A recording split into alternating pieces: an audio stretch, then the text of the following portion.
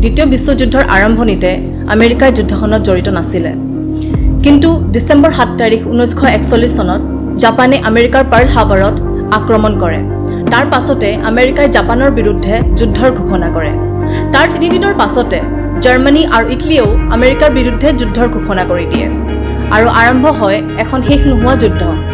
আৰু এখন শক্তি প্ৰদৰ্শনৰ খেল আৰু লগতে আৰম্ভ হয় এটা নতুন ভয় এটা নতুন ওয়েপন দি এটমিক বম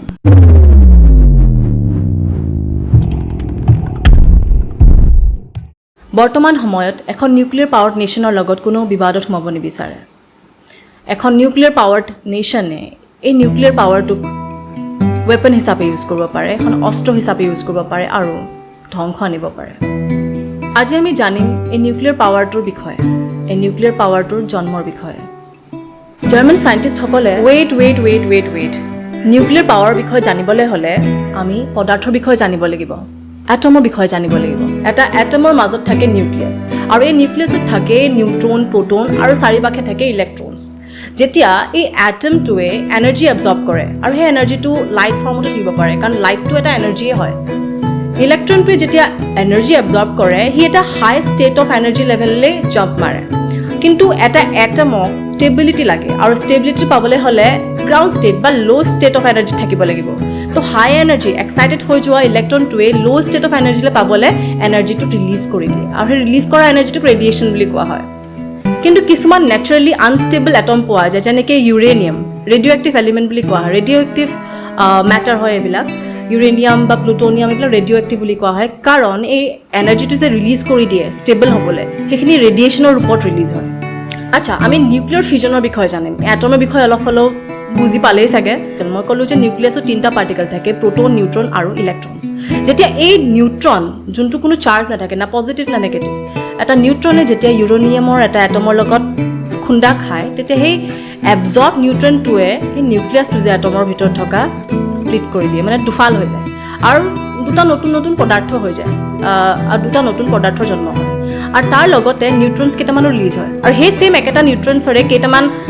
মানে ৱেষ্ট হৈ যায় আৰু তাৰে এটা নিউট্ৰন আৰু যদি ইউৰেনিয়াম এটম আছে আকৌ তাত খুন্দা মাৰে আৰু খুন্দা মৰাৰ লগে লগে আকৌ সেই ইউৰেনিয়ামটোৰ নিউক্লিয়াছটো দুফাল হৈ যায় দুফাল হোৱাৰ লগে লগে আকৌ সেম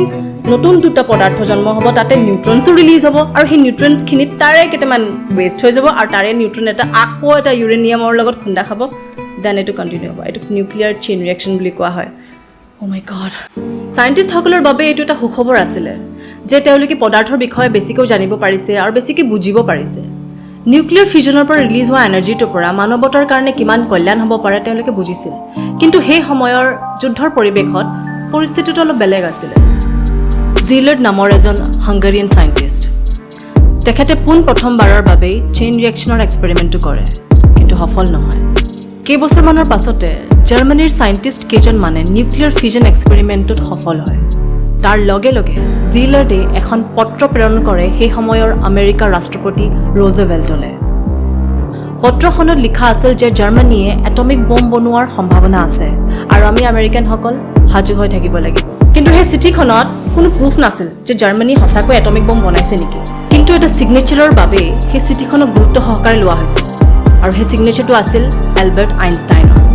চিঠিখন পোৱাৰ লগে লগে ৰোজেভেল্টে ইউনাইটেড ষ্টেটছ অফ আমেৰিকাৰ আৰ্মি কৰ্পছ অফ ইঞ্জিনিয়াৰ্ছৰ ডাইৰেক্টৰ মেজৰ লেজলি গ্ৰুপছক ইনভাইট কৰে এখন বৈঠকলৈ আৰু বৈঠকৰ পৰিণতি এইটো হ'ল যে বহুত পৰিমাণৰ মেটেৰিয়েল ফাইনেন্সিয়েল আৰু চাইণ্টিফিক ৰিচোৰ্চেছ ব্যৱহাৰ কৰি এটা প্ৰজেক্ট নিৰ্মাণ কৰা হ'ল আৰু সেই প্ৰজেক্টটোৰ নাম হ'ল মেনহেটন প্ৰজেক্ট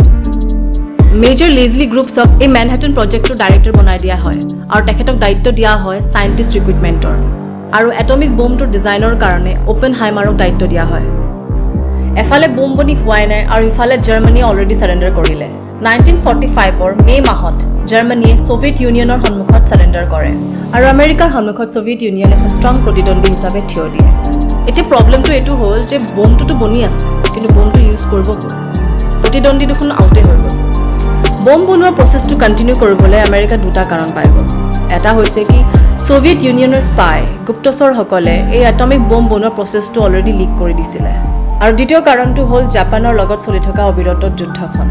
জাপানে কোনো পধ্যে সাৰেণ্ডাৰ কৰিবলৈ ৰেডি নাছিল জাপানিজ সোলজাৰ্ছবিলাক বহুত লয়েল আছিলে Japanese soldiers were loyal to the empire of Japan and the empire Hirohito কোনো পধ্যেই জাপান ছাৰেণ্ডাৰ কৰিবলৈ ৰেডি নাছিলে আৰু আমেৰিকাই বিচাৰিছিলে যে জাপানে অতি সোনকালে ছাৰেণ্ডাৰ কৰক আৰু এই ব্লাড শ্বেডখিনি অতি সোনকালে ৰৈ যাওক এটমিক বমটো ৰেডি হোৱাৰ লগে লগে তাৰ এটা টেষ্ট হ'ল আৰু টেষ্টটোৰ নাম আছিল ট্ৰিনিটি টেষ্ট আৰু এনেদৰে আমেৰিকা এটমিক বম বনোৱাত ছাকচেছফুল হ'ল 1945 চনৰ আগষ্ট 6 আৰু আগষ্ট 9 তাৰিখে হিৰোশ্বিমা আৰু নাগাসাকিৰ আকাশত এটমিক বমটো এৰি দিয়া হ'ল বহুত জাপানীজ চিভিলিয়ানছে নিজৰ প্ৰাণ হেৰুৱালে এটমিক বমৰ ডেষ্ট্ৰাকশ্যনটো দেখি অপেনহাইমাৰে গিল্টি ফিল কৰিব ধৰিলে যে তেওঁ নিৰ্মাণ কৰা তেওঁ ডিজাইন কৰা এটমিক বমটোৱে ইমান ডাঙৰ ডেষ্ট্ৰাকশ্যন আনি দিলে দ্বিতীয় বিশ্বযুদ্ধখনে কোন ৰাইট কোন ৰং তাৰ সীমা ৰেখাডাল ব্লাৰি কৰি পেলাইছিলে বৰ্তমান সময়ত বহুকেইখন nations including India nuclear powered nations হয় আৰু এই দেশবিলাকে যাতে নিজৰ নিউক্লিয়াৰ পাৱাৰটো ৱেপনাইজ নকৰে অস্ত্ৰ হিচাপে ব্যৱহাৰ নকৰে তাৰ কাৰণে বিভিন্ন ধৰণৰ ৰেগুলেশ্যনছ আৰু এগ্ৰিমেণ্ট ছাইন কৰা হৈছে বিশ্বৰ আটাইতকৈ শক্তিশালী ৱেপনটো এটমিক বম হয় আৰু এইটো আটাইতকৈ আনএথিকেলো হয় বহুত ডেষ্ট্ৰাকশ্যন আনিব পাৰে আমেৰিকাই যি কৰিলে আৰু জাপানে যি দেখিলে আৰু ভুগিলে সেইটো যাতে আমি এক্সপিৰিয়েঞ্চ কৰিব লগা